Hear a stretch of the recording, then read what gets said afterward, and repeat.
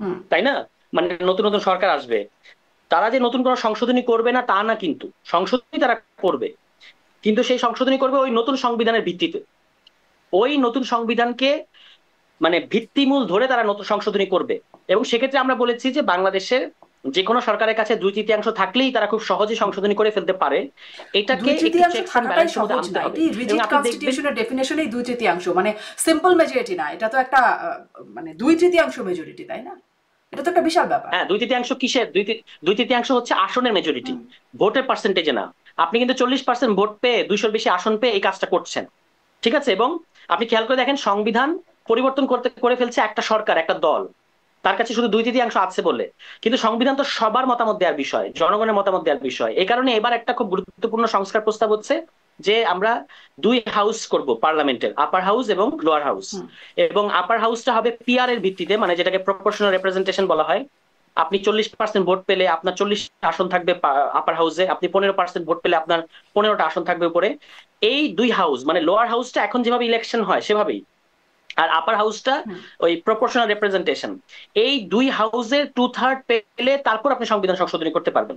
এটা কিন্তু সংবিধান সংশোধনীকে একটু কঠিন করে ফেলবে, এবং আমরা সেটাই চাই, মানে সংবিধান সংশোধনীটা এত সহজ না হোক। আপনি দেখবেন যে বাংলাদেশে যতগুলো সরকারের কাছে 2/3 ক্ষমতা ছিল বা আসন ছিল, তারা এমন এমন সংশোধনী করেছে এটা বাংলাদেশকে ভীষণভাবে ক্ষতিগ্রস্ত করেছে। সেই হুম। 73 সরকারের কাছে 2/3 ছিল, তারা বাকশাল করেছে।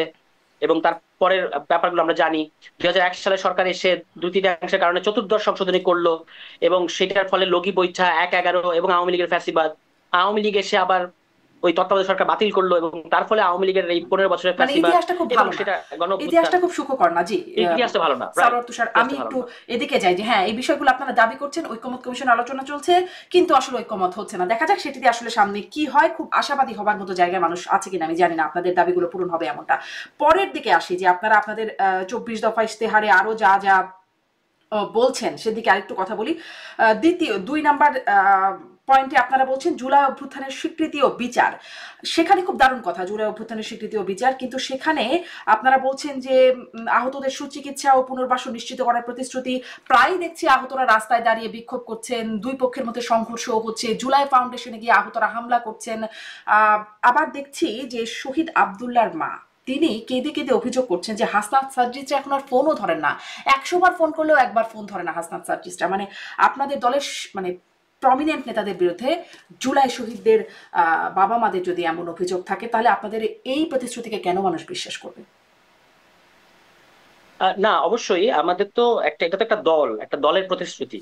এবং দল যদি প্রতিশ্রুতি ভঙ্গ করে তাহলে সেটারও আমরা যেমন আজকে তুলনা করতে পারি যে বিএনপি 2001 সালে নির্বাচনের আগে যে ইশতেহার দিয়েছিল, সেই ইশতেহার কতটা বাস্তবায়ন করেছে আজকে যেমন আমরা তুলনা করতে পারি।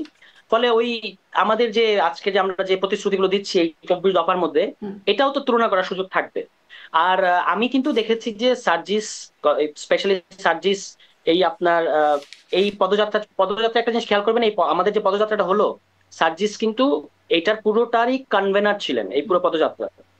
তার মধ্যেও কিন্তু তিনি 2বার ঢাকায় এসে অনেকগুলো শহীদ এবং আহত পরিবারের সাথে বিভিন্ন মিটিং করেছেন, এটা পত্রপত্রিকায় প্রকাশিত হয়েছে। ফলে ওই যিনি শহীদের যিনি ফ্যামিলি অভিযোগ করেছেন বা একটা অনুযোগ করেছেন, সেটা অবশ্যই দুঃখজনক। সেটা নিশ্চয়ই তারা বিভিন্ন ব্যস্ততার কারণে হয়তো কখনো একটা ঝামেলা হয়ে থাকতে পারে, কিন্তু আমি অন্তত তাদের মধ্যে আন্তরিকতার ঘাটতি দেখি নাই। মানে এইবার এই সব পদযাত্রা চলতে চলতেই 2বার তিনি ঢাকায় এসে বসে তারপর আবার গেছেন। হুম, কিন্তু আসলে তাদের প্রায়োরিটিতে জুলাই ফাউন্ডেশন পড়ে নাই। তাদের অন্যান্য অনেক কাজ আছে, তারা ছেড়ে গেছেন, পদত্যাগ করেছেন। সার্জিসের কথা বলছি, এমনকি স্নিগ্ধ তিনিও ছেড়ে গেছেন। যারা আসলে জুলাই ফাউন্ডেশন, যারা জুলাই শহীদ আহতদের নিয়ে কাজ করার কথা ছিল, প্রায়োরিটিতে তো রইল না তারা আসলে। না, জুলাই ফাউন্ডেশনে কি কি ঘটছে আমি পুরোটা জানি না, কিন্তু জুলাই ফাউন্ডেশনে আম, এখানে অনেকেই ছিলেন। এটা তো একটা প্রতিষ্ঠান, হুম। আজকে আপনি কালকে আমি যেই হোক, কিন্তু প্রতিষ্ঠানটা প্রতিষ্ঠানের মতো করে তার যেটা সার্ভ করার কথা সেটা সার্ভ করাটাই উচিত। মানে স্নিগ্ধ আজকে আছে কালকে নাই থাকতে পারে, বা সার্জিস একসময় দায়িত্ব পালন করেছেন এরপর তার সাংগঠনিক ব্যস্ততা। আমি তো মনে করি যে সার্জিস এটা খুব গুরুত্বপূর্ণ একটা নজির স্থাপন করেছেন, কারণ তিনি যখন দেখেছেন যে তার সাংগঠনিক এবং রাজনৈতিক ব্যস্ততা এত বেড়ে গেছে যে তিনি এখানে সময় দিতে পারছেন না, তখন তিনি কিন্তু এটার দায়িত্ব ধরে না রেখে ছেড়ে দিয়ে অন্য আরেকজনকে কাজ করার সুযোগ করে দিয়েছেন। জি, জি। সেটি নিশ্চয়ই প্রশংসার যোগ্য। মানে পদত্যাগ করাটা আমাদের সংস্কৃতিতেই একটু মনে হয় যেন ভালোভাবেই দেখা হয়। কিন্তু শহীদ, আহত আ এই এই এদেরকে নিয়ে যে সংগঠনটি কাজ করছে সেটি আসলে প্রায়োরিটিতে পড়ে নাই। এটি একটা বিষয় স্নিগ্ধর প্রায়োরিটিতেও পড়ল না। তারও ব্যক্তিগত কাজ, পড়াশোনা, উচ্চশিক্ষা ইত্যাদি কারণে সেও ছেড়ে গেল। এই হচ্ছে আসলে প্রায়োরিটি যদি এমন হয়, সেজন্যই আমি আসলে এই প্রশ্নটি করছিলাম। আরেকটু আগাই। আপনারা আপনাদের ৬ নম্বর ধারায় বলছেন জনবান্ধব আইন শৃঙ্খলা রক্ষাকারী বাহিনী। সেখানে আপনারা বলছেন যে কোনো গ্রেপ্তারের ক্ষেত্রে ওয়ারেন্ট বা সুস্পষ্ট কারণের উল্লেখ থাকতে হবে, কোট আনকোট। এই অংশটুকু আমি পড়লাম। কিন্তু আমরা দেখলাম পটিয়ায় রাস্তায় একজন ছাত্রলীগ নেতাকে দেখে, দীপঙ্কর সাহা নামের একজনকে দেখে তাকে ধরে বৈষম্য বিরোধী ছাত্ররা নিয়ে গিয়ে থানায় দিল। থানায় গ্রেপ্তারের জন্য ওয়ারেন্ট নাই, ইভেন মামলাই নাই আসলে তার বিরুদ্ধে। থানায় তাকে গ্রেপ্তারের জন্য চাপ সৃষ্টি করা হলো। যখন মামলা না নিল তখন সংঘর্ষে লিপ্ত হলো। তারপরে তো তাদের পুলিশ অফিসারদেরকে সেখান থেকে সরিয়ে দেবার জন্য, তাদেরকে মানে তাদের বিরুদ্ধে ব্যবস্থা নেবার জন্য রাস্তা ব্লকেট করা হলো। এরকম অনেকগুলো কর্মসূচি হলো। আপনাদের এনসিপির যুগ্ম সদস্য সচিব তিনি বললেন পটিয়া থানাকে মাটির সাথে মিশায় দিতে হবে।